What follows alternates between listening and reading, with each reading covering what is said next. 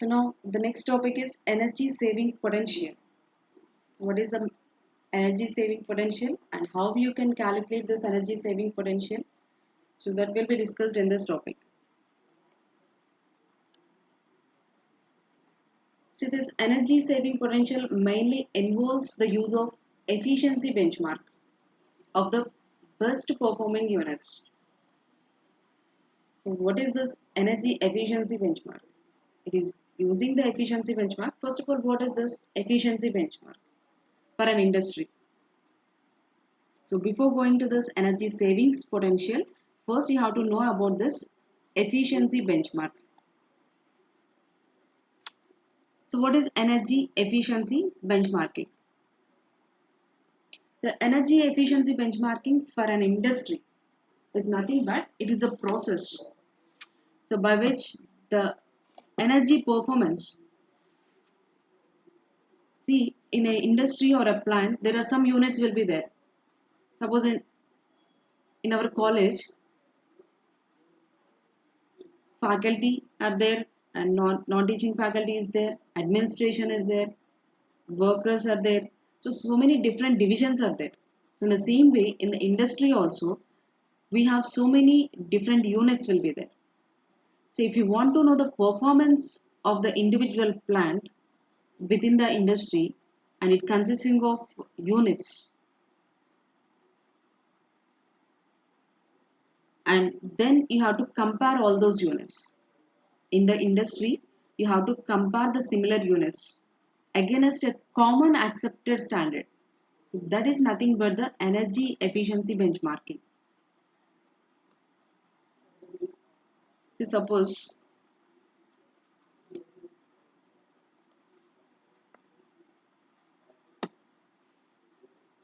I have a plant or industry.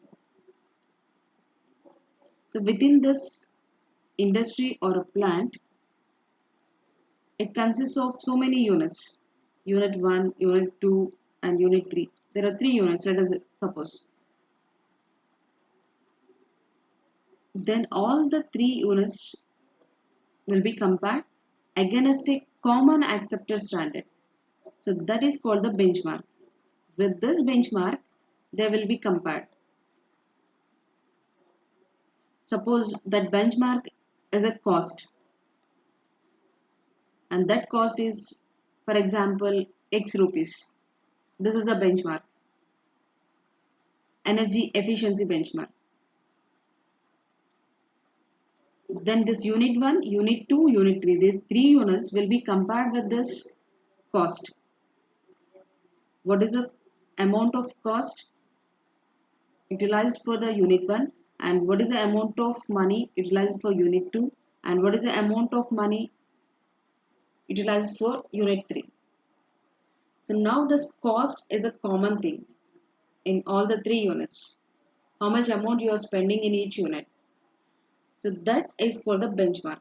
There is a reference point, and that cost is a reference point, and the amount, whether it is 10 rupees or 15 rupees, that cost is a benchmark, the amount of the money. So this energy benchmarking is nothing but it is a process by which performance of the plant within the industry can be compared against a common standard. That common standard we call it as a benchmarking.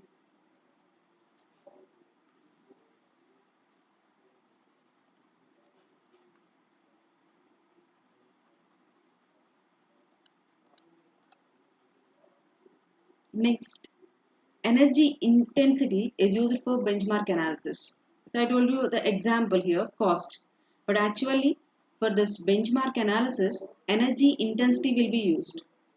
So to compare all these units in a plant, energy intensity will be used. And that energy intensity is called the benchmark. So to analyze this benchmark or energy efficiency benchmarking, now onwards we are using energy intensity. So what is meant by energy intensity and how it will be used?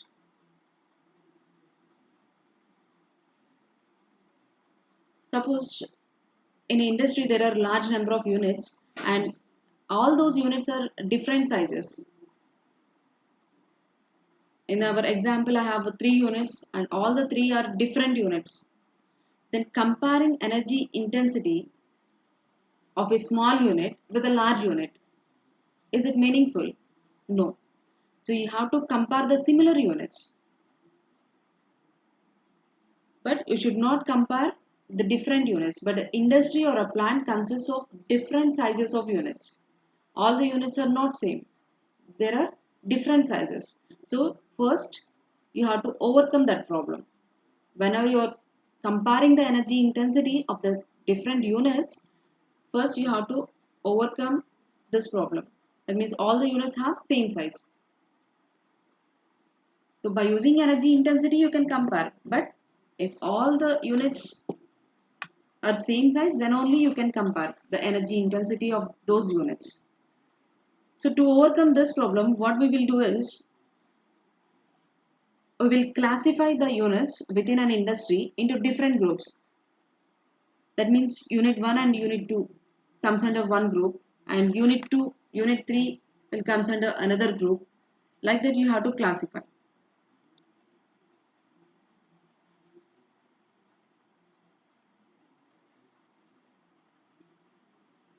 So classifying units within an industry into different groups. So we are classifying those units. How we are classifying? On the basis of three things. The first one is final energy consumption.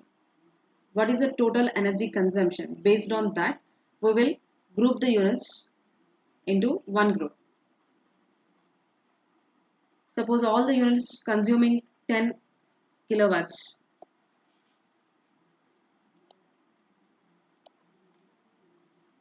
We have 5 units. In those 5 units, 2 units are consuming, final energy consumption is 2 megawatt, let us suppose. Then these 2 units comes under one group. And the remaining 3 units are consuming 5 megawatts. That means each one of those 3 units are consuming 5 megawatts. Then these 3 will comes under one group. So based on the final energy consumption and based on the electricity consumption, next one. Here 10 units consuming, 10 units of electricity. That means 10 kilowatt hours is consumed in 2 units. That means unit 1 is consuming 10 kilowatt hours and unit 2 is also consuming 10 kilowatt hours. So that means these two will comes under one group. So based on the electricity consumption, whether it is consuming high or low, if the units are consuming low electricity, then they will comes under one group. If the units are consuming more electricity, then they will comes under one group. So based on the electricity consumption, they will be classified. And next, third one,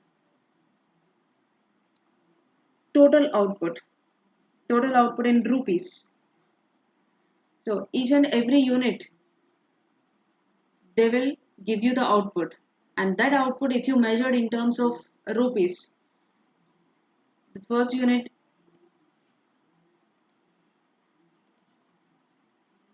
unit 1 is generating an output of 5 rupees and unit 2 is generating an output of 10 rupees and unit 3 is generating again 5 rupees. Now this unit 3 and unit 1, these two will comes under one group. That means based on the total output, and that total output is in rupees.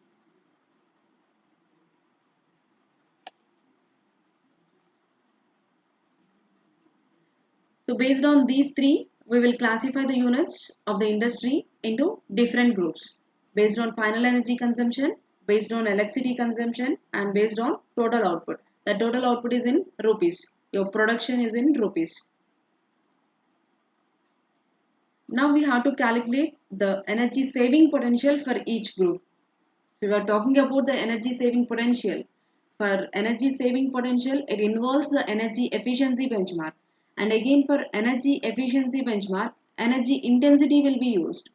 And energy intensity, you can't compare all those units. The energy intensity of all the units you can't compare. Why? Because in an industry, all the units are having different sizes. So that's why first you have to group those units based on their size. Then you can compare in a particular group the energy intensity. So once you know the energy intensity, After that, you can calculate the energy saving potential.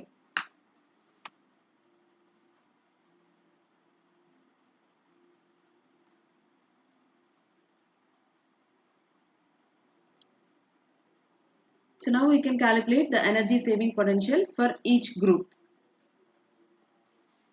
So each group means I have 50 units.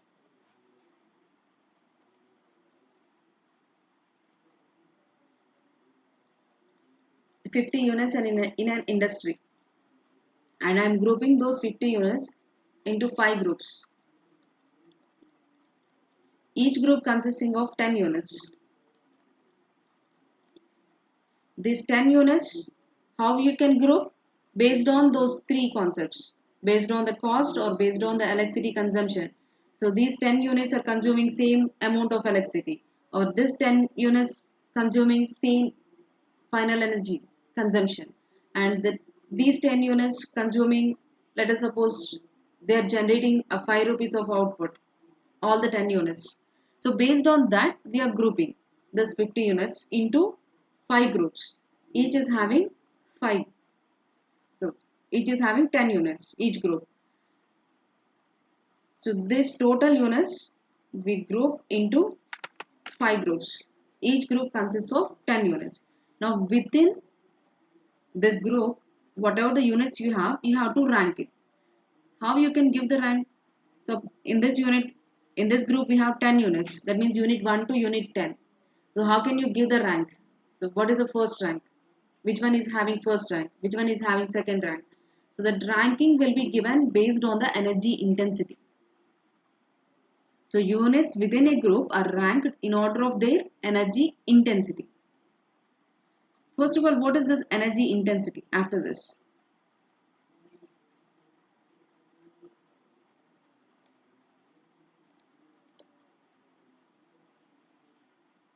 So this energy intensity is nothing but, the definition for the energy intensity is, it is a ratio of total energy consumed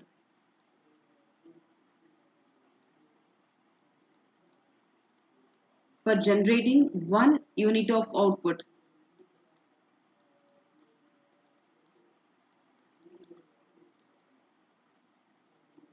Suppose in the thermal power plant, coal is the fuel for the thermal power plant and you are generating electricity.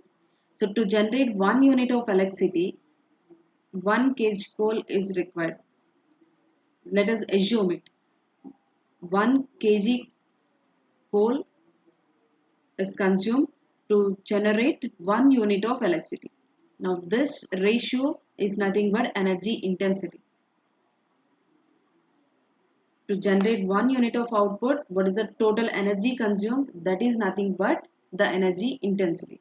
Or you can define this energy intensity in another terms, that is energy consumed by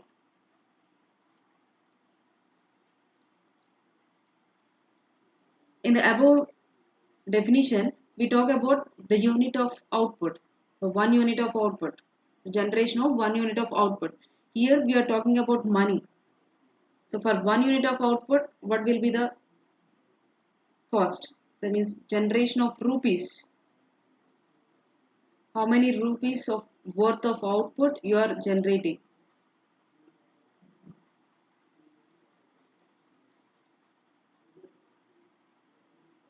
So this is also energy intensity.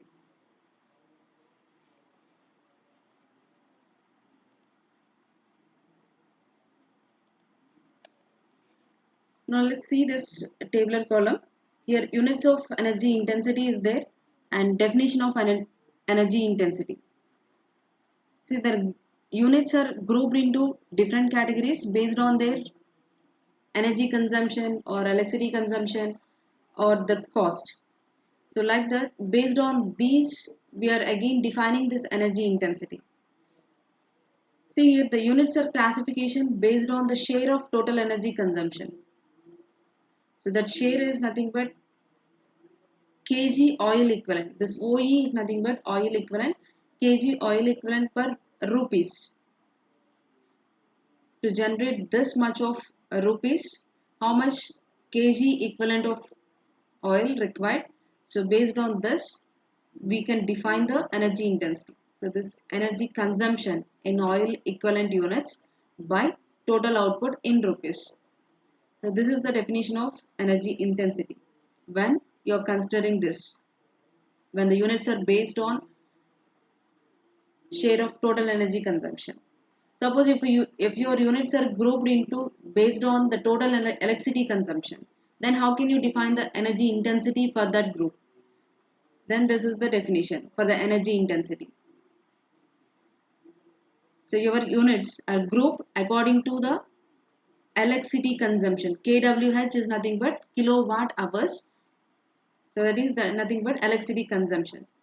So then it will be defined. The energy intensity will be defined like this: electricity consumption by total output in rupees. How much amount of electricity you are consuming and what is the total output in terms of money, how much you are getting. So like this, the energy intensity will be defined in this case. Next, classification based on the value of output.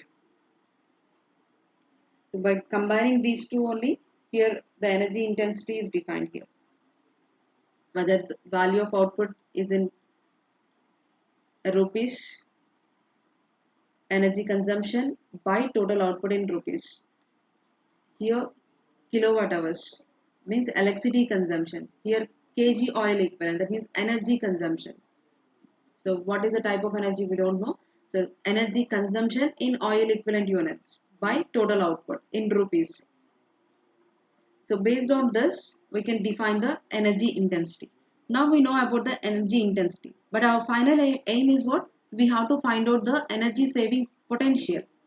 So for that, what I will do is, I will take 10% of the units, 10% units that have the lowest energy intensity. So we have 5 groups, right? Each is having 10 units. So in all those units, what are the units having lowest energy intensity? I will select. Then I will aggregate all those units. Suppose 4 units having low energy intensity.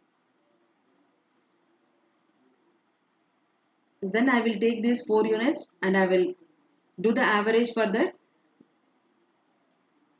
The average will be calculated. The units which are having low energy intensity. So in our example, just I said only 4 units. But in an industry, they will take 10% units which have the lowest energy intensity. They will be selected. Then the average will be calculated. So that average is the benchmark here. Whatever the average you got, that will be the benchmark. And based on that benchmark, the units will be divided. So this is the benchmark. So below this, the units is having lowest energy intensity. After this, higher energy intensity. So this side, units having less than benchmark. Here the units are having more than the benchmark value. The units which are having low intensity, energy intensity, here the units having higher energy intensity. Now, so the units which are having low energy intensity is nothing but it will give you the output with less energy consumption. Suppose if the energy intensity is high, that means they will take more energy and gives less output. So whatever the units which is having a low energy intensity, they will continue to operate with their existing energy intensity. And the units which are having high energy intensities, what we have to do? We have to do some energy conservation methods. We have to utilize.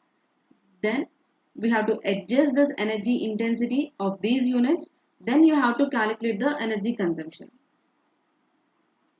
For these units, calculate the energy consumption.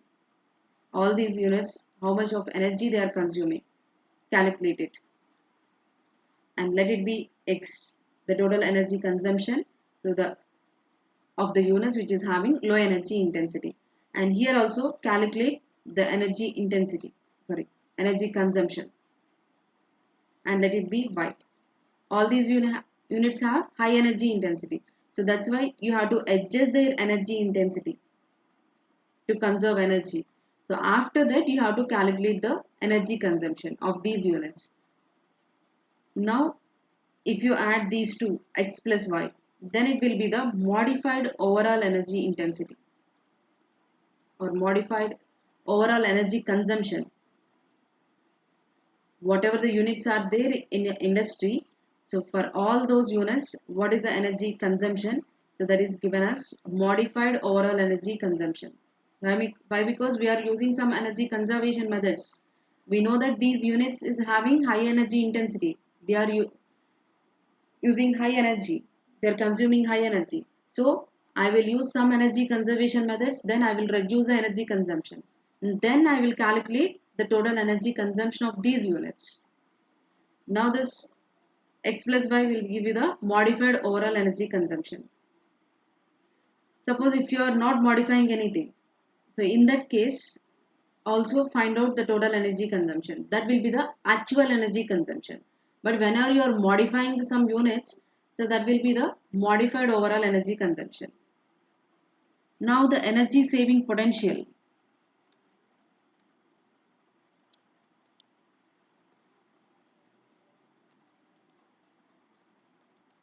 So now the energy saving potential is equal to actual energy consumption minus modified energy consumption by actual energy consumption. So this is your energy saving potential. So this is all the procedure to calculate the energy saving potential. First, you have to know the benchmark. Before all this, first you have to group. If you have 50 units in the plant, you have to group it. How can you group? Based on their energy consumption or electricity consumption or cost. So based on that, just group it. Whatever the units are there, group it. Next, in those groups, find out the energy intensity, which are having low energy intensity. Take an average of all those, and that will be your benchmark. So the units which is having low energy intensity or below the benchmark, they are all consuming less energy, and the units which are having more than the benchmark value, the energy intensity value is more than the benchmark value, then those units are consuming more energy. So you have to reduce it. So for that you have to do some modifications. So then calculate the total energy consumption of those units after modifying, and before modification also find out the total energy consumption.